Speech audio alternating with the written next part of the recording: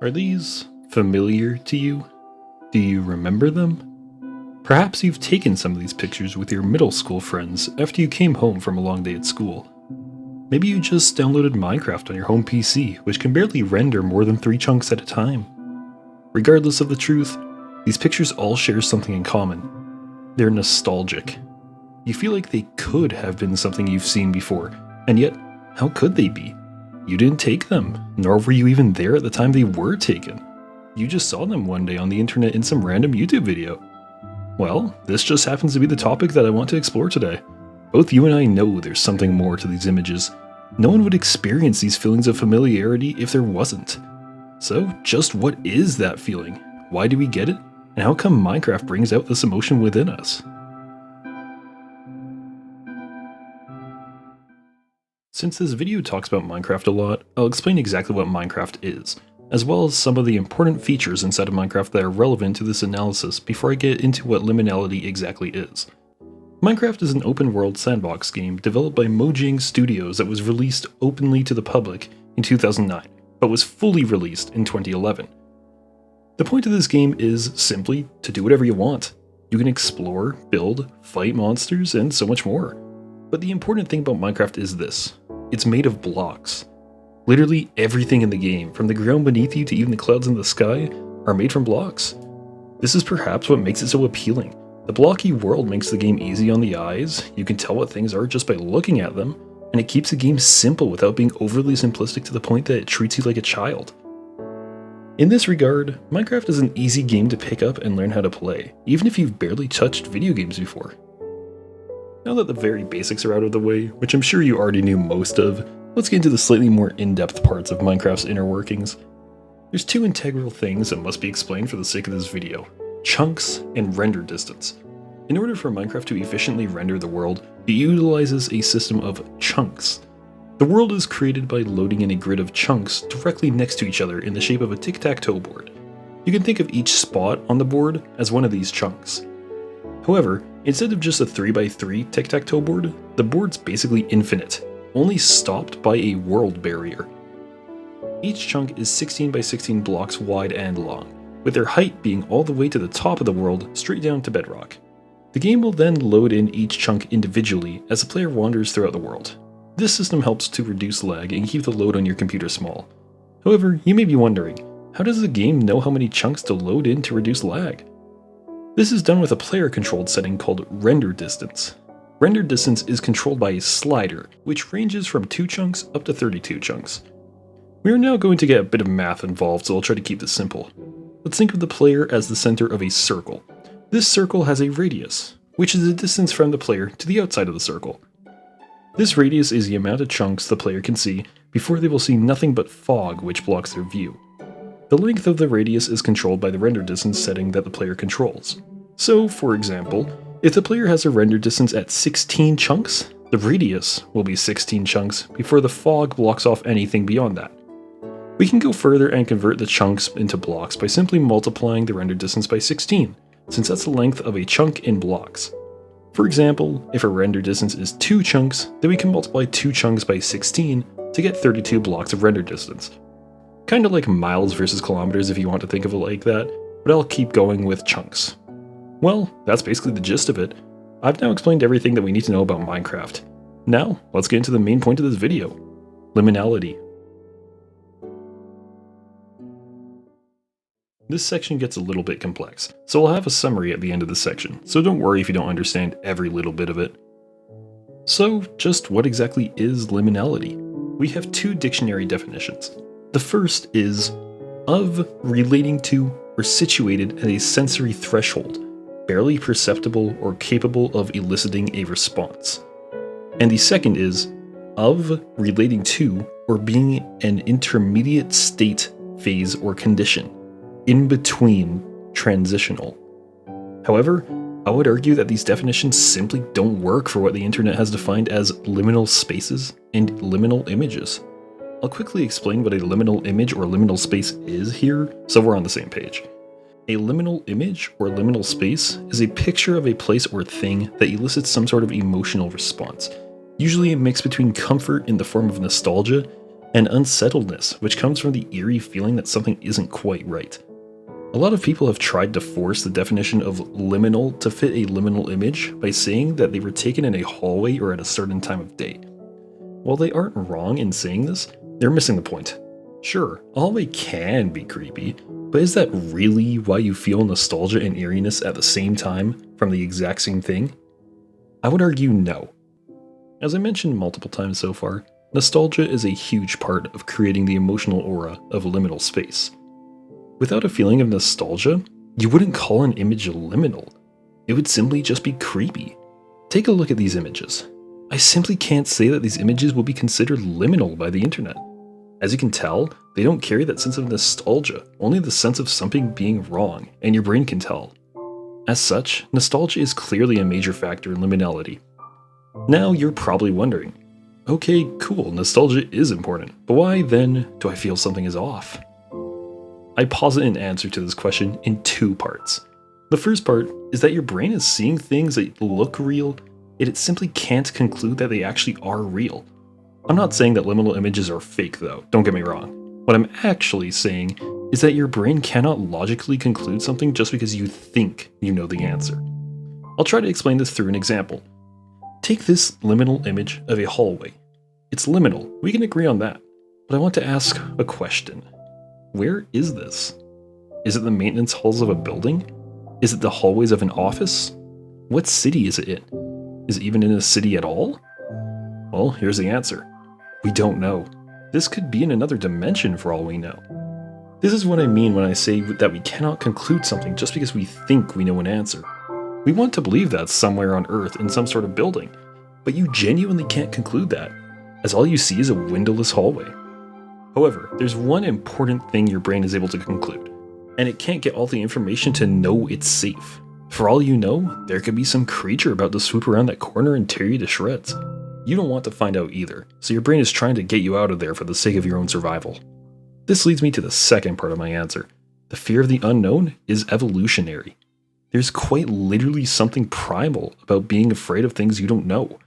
Back when humans were still cave people, obviously not cave people, but you know what I mean, if they weren't careful in situations where they can't ensure their surroundings are clear, then they could easily get eaten by a predator within seconds. As such, it became an evolutionary boon for humans to be afraid if they can't ensure their area is entirely safe. Thus, the fear of the unknown has become an integral part of human survival.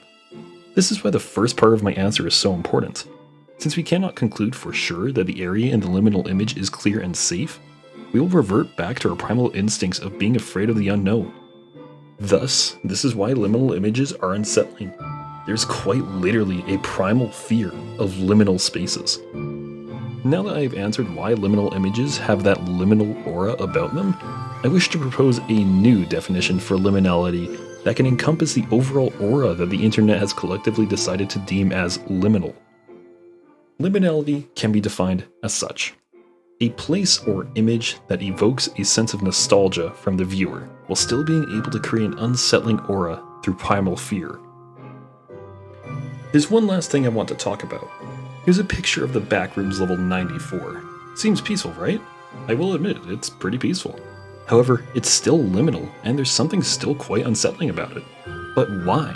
It doesn't look like there's much that could jump out at you when you least expect, so what's there to be afraid of?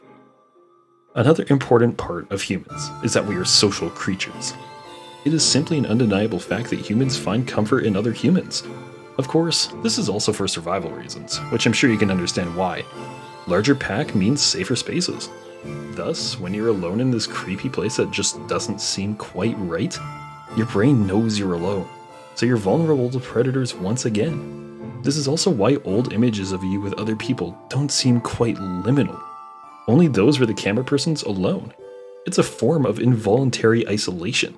You're no longer safe since you don't have a pack or trap to protect you. This is what makes these kinds of images so creepy. You're alone, and this is another primal fear that once again relates back to predators. I know that was a lot to unpack, so let's summarize really quickly. Liminal spaces and liminal images are images of places that have four important aspects. They're nostalgic. You don't know where it is since there's no location information. You can't guarantee the entire area is safe, and you're alone. With this, I propose a new definition for us to define liminal: a place or image that evokes a sense of nostalgia from the viewer, while still being able to create an unsettling aura through primal fear. And with this, we're finally ready to see why Minecraft is the most liminal, non-liminal game in the mainstream gaming world. Now that we know why liminal spaces and liminal images are considered liminal, and now that we have a working definition for liminal that captures the true essence of said liminal images, we can now explain why Minecraft exudes this sort of aura. Let's go over the circumstances that are required for Minecraft to feel liminal. The greatest amount of liminality can be found when at least one of these two circumstances are found: extreme fog, usually caused by a small render distance, or extreme darkness, usually found in caves visible in the image. Now, in order to show why these types of images are liminal, we will have to go over the 4 major points that I outlined in the last section: nostalgia, location information, area safety, and isolation. Minecraft is obviously known to be a nostalgic game, but why? Think back to the intro of this video. While I was showing you those Minecraft images, I was asking you if they reminded you of your childhood. I was asking if it reminded you of simpler times. All of those questions were for a purpose. They were to illustrate that if you are watching this video, then there's a strong chance that Minecraft was a game you enjoyed during your childhood. According to statistics, the majority of YouTube users are between the ages of 18 and 34. And if Minecraft was released 15 years ago now? It's kinda crazy, huh? Then that means the 34-year-olds were 19 years old when it first released, and the 18-year-olds were just 5. These are all ages that carry a strong sense of enjoyment and nostalgia with them, since they tend to be the times that humans are enjoying school and don't have nearly as many worries as they do when they're adults. Just school, hanging out with friends, and deciding what games to play during your free time. And since most people were between 5 and 19, this is a prime time for them to be exposed to Minecraft, which became such a big phenomena that it would have been too hard to simply not notice it. Thus, it's not necessarily intrinsic that Minecraft itself is nostalgic, but rather, it's nostalgic for mainly YouTube users and video game players, since Minecraft came out at a time when they were either children or still young enough that they would consider Minecraft a part of their childhood, making Minecraft a source of nostalgia for the majority of the YouTube user base, which is the biggest place for finding liminal images nowadays. Now let's see why these images fulfill the lack of information point. This is where the importance of the render distance setting comes into play. As I mentioned, anything past the player's render distance will be obscured in an extremely thick blue-gray fog that blocks out anything beyond that point.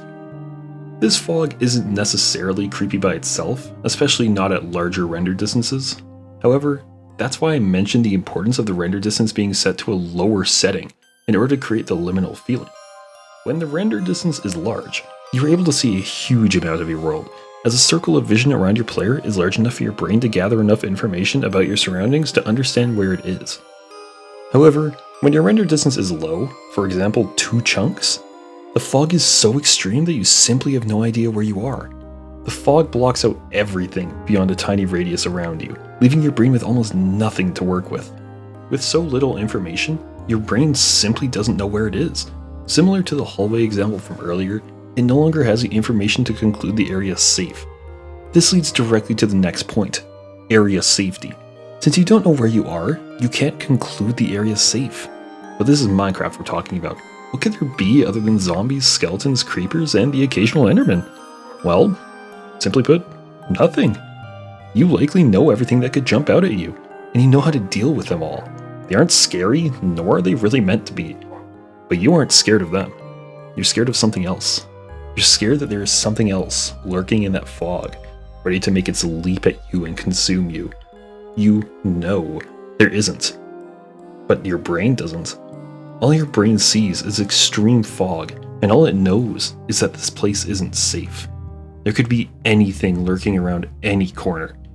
And since you can't see anything, you can't say for sure that there isn't some mob you haven't heard of ready to kill you. This is what makes Herobrine such an intriguing tale for Minecraft players. Have you noticed that in the vast majority of Herobrine stories, fog is a major influence? Here's the answer to that. He's the predator I'm talking about. Your brain knows there won't be any special mobs to jump out the fog and eat you. But what if there was? Herobrine is that mob. Herobrine was a product of the collective primal fear of there being something in the fog. He's so gripping for Minecraft players simply because he serves as a visual representation of what that fear actually is. And if you haven't noticed by now, you're all alone. This is a single player world, isn't it? So why is there someone else here? There's no one to protect you but yourself. And your brain knows you aren't in a good spot to do that. You don't even know where you are, and you can't see more than a few meters in front of you due to the render distance being so small. This leads to our final point, isolation. Have you ever noticed that liminal images in Minecraft never have other players in them? It's because, as I explained, isolation means you aren't safe. Being in a single player world, not knowing where you are or what could kill you, is scary. There's no one there to protect you, and there can't be. This just serves to worsen that primal fear that already existed from the moment you went to the settings to lower your render distance so you could play on your 2002 PC for more than 5 minutes, all the way until you step foot into your Minecraft world. And now, seeing this Herobrine creature that players have supposedly taken pictures of, your fears are true. There is something in that fog. It seems to be playing with you. It's just waiting for you to get close so it can get its next meal. And there's only one person who can fulfill that need. You. Before I get to the conclusion, I want to cover one more type of image. Remember how we said that the image needed at least one of these two circumstances?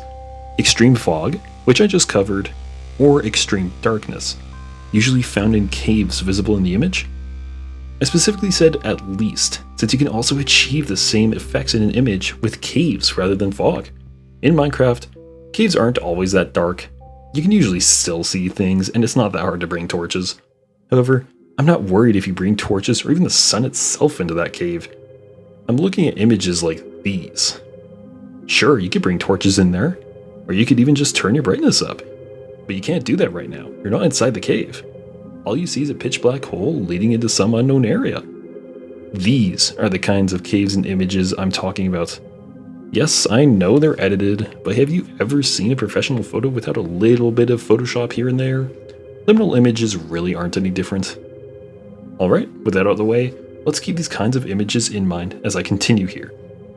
Caves are dark, obviously. What does that have to do with anything? Well, this is how caves fulfill the second premise, lack of location information. Since it's dark, you can't see anything to know what's in the cave. Simple as that. Since you can't see anything, you can't conclude it's safe, both environmentally and from predators. Thus, your brain doesn't want to go in there. Finally, you're once again likely in a single-player world. This means you don't have anyone to protect you. All these factors work together to create that same liminal effect, but without fog. And as such, this is why caves can create the same effects as foggy images. The four premises I mentioned before are obviously the main point of my analysis. They alone are the major reasons for why liminality exists in images and games. However, there's a few more factors that can help to create this liminal aura as well. The first is music. I'm sure you've seen those creepy images with Minecraft music over them videos on YouTube. If not, then they're basically just a playlist of creepy looking images that someone plays old Minecraft music over. The purpose of the music in these videos is to create that sense of nostalgia that liminality requires. The music tends to be Minecraft music because of the widespread nostalgia that most YouTube users share, as I explained earlier, for this game. As such, playing Minecraft music is a sure bet to create that required sense of nostalgia, while the images themselves are already creepy enough to provide the unsettling aura. Music in Minecraft serves the same purpose. It acts as an extra source of nostalgia for the player.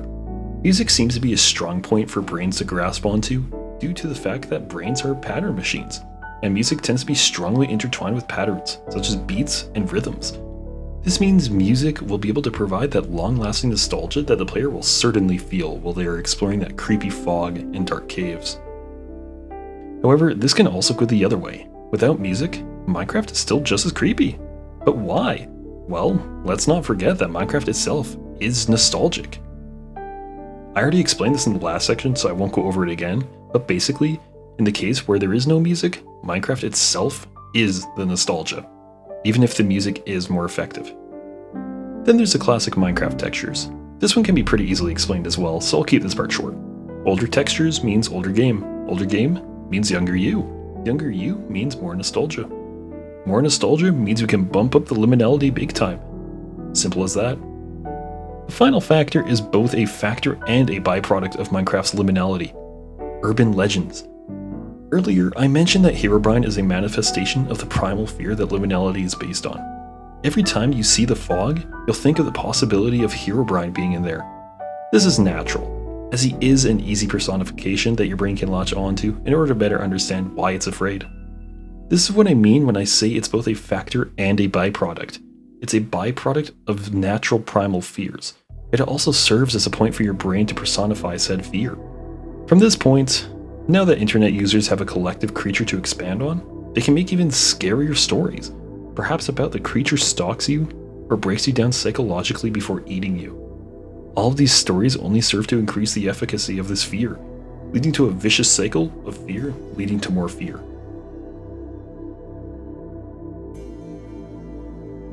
I know that this video was probably a lot. I dove into the nature of human fear itself, and why evolution has led us to be scared of a game that parents let their 5-year-olds play. However, just because it's a game for a younger audience doesn't mean that you need to be scared, nor does it mean you should feel any shame whatsoever even if you do. Heck, I even feel scared when playing on larger render distances. However, this isn't the point of this video, so let's summarize just exactly what I want you to be taking away from this video. I'll start by summarizing my idea of liminality, then I'll talk about why Minecraft carries such a strong aura of it. Liminality, in my opinion, isn't correctly defined for its usage on the internet.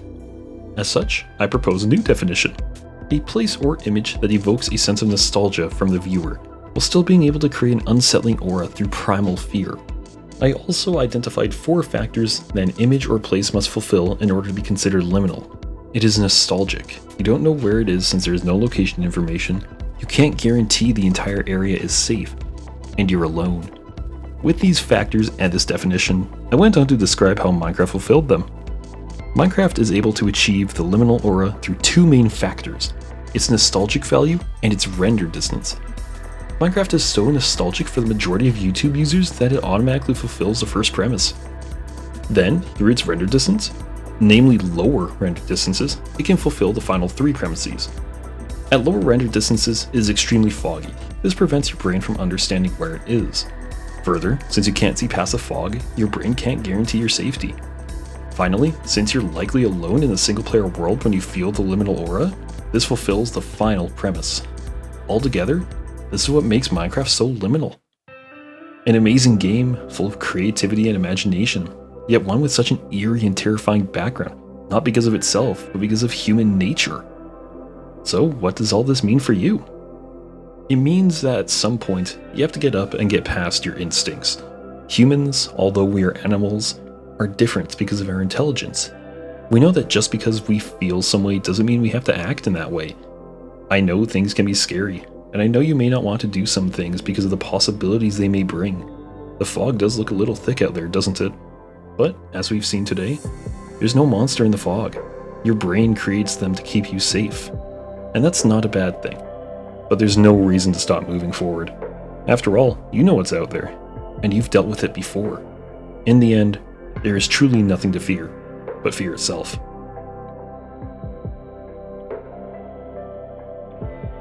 Thanks for watching. I truly do love making these kinds of videos. This is my second ever video essay/documentary, and I'm extremely happy that I get the chance to make these videos in the first place. I love being able to explore my favorite games in a light that perhaps I never thought of before, or even further in depth than I thought I would ever go. I want to thank you for watching all the way through. I hope that you can take something away from this video, just as I have taken both enjoyment and new insights from creating it. If you enjoyed, perhaps give the video a like. Lets me know my hard work is also being enjoyed by other people. Further, leave a comment describing your own opinion on the matter. I'm open for a discussion if it means we both get even more insights out of this. Either way, thanks for watching, subscribe if you enjoyed, and have a good day.